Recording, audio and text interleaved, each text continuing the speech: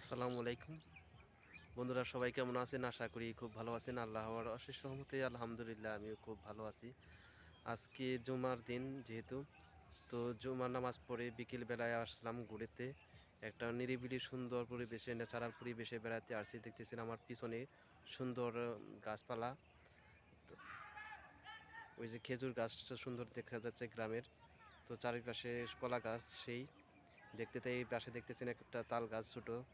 আর আশপাশে বিভিন্ন ধরনের গাছপালা আছে, দেখতে খুব সুন্দর ভালো লাগতেছে আমার কাছে পরিবেশটা।